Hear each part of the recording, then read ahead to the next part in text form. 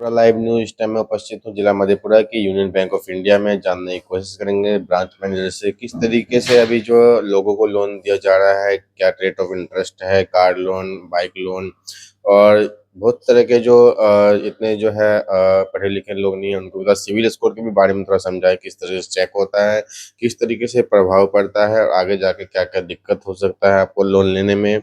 और union bank में जो है अपने अकाउंट खुलाने की एफडी रेट वगैरह है, किस किस तरीके के फायदे हो सकते हैं। सर आजकल की जो भी लोन्स हैं सर वो सारे लोन्स ना एक्चुअल सिविल्स पे ही डिपेंड करते हैं। और जो भी बोरोवर हैं अपना सिविल सर वो जहाँ भी पहले लोन लिए हुए हैं या लोन लिए हैं तो उसका पेमेंट कैसे कर रहे हैं उस पे डिफाइन होता। और उसी के बिहाफ पे उनका रेट ऑफ इंटरेस्ट भी डिफाइन होता, या तो वो व्हीकल लोन हो या हाउसिंग लोन हो या कोई भी लोन हो। तो सबसे पहले तो कस्टमर को ये जरूरी है कि जो भी वो लोन लिए हुए हैं उसका रीपेमेंट अच्छे से करें, कहीं कुछ मिस ना हो। वो टाइम टू टाइम अपना जैसे सेविंग का वो पासबुक लेकर के देखते रहते हैं, वैसे लोन का भी स्टेटमेंट लेके चेक करते रहें कि मैंने लोन लिया है कहीं ड्यू तो नहीं है। जितना उनका अच्छा सिविल होगा उतना अच्छा उनको रेट ऑफ इंटरेस्ट मिलेगा। और सिविल स्कोर बहुत लोग को पता नहीं है, क्या गुड होता है, क्या एवरेज होता है, क्या बैड होता है, क्या पुअर होता है। सिविल स्कोर क्या होता है कि सर बहुत सारे लोग छोटे छोटे आजकल जैसे मोबाइल पे शॉप शॉप के दुकान पे मोबाइल ले लिए या कुछ ले लीजिए, टीवी फ्रिज कूलर जो भी ले लिए, तो उनका वो भी फर्ज बनता है कि वो भी वो टाइम पे रीपेमेंट करें। अगर एक भी पेमेंट डिले होता है तो उनका सिविल लो जाने लगता है।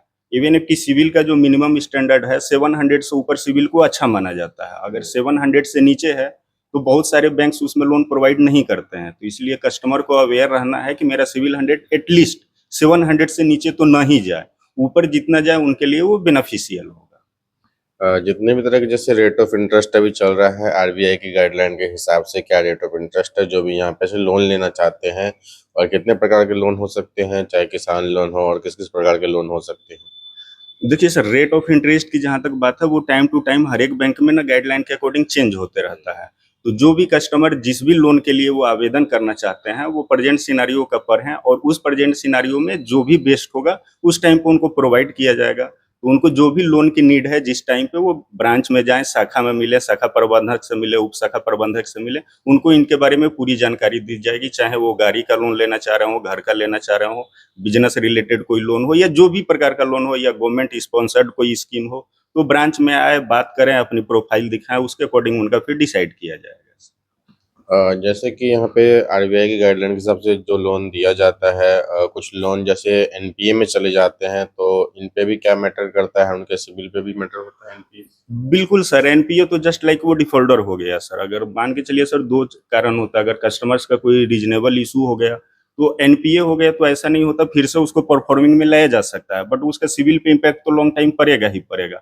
एनपीए हो गया, अगर फिर भी बोरोवर देना चाहता है तो उसके लिए भी आगे का प्रोसीजर है सर। लोक अदालत है या बहुत सारी चीजें हैं, या ब्रांच में भी आके वो अपना सेटल कर सकता है, ताकि फिर आगे फ्यूचर में लोन का जरूरत हो या जो भी करना हो तो वो आगे का अपना कर सकता है। अच्छा, एफडी रेट मतलब किस तरीके से चलता है, क्या इसमें पैसे इन्वेस्ट करने से फायदा होता है, जो बहुत सारे लोग नहीं जानते एफडी के बारे में।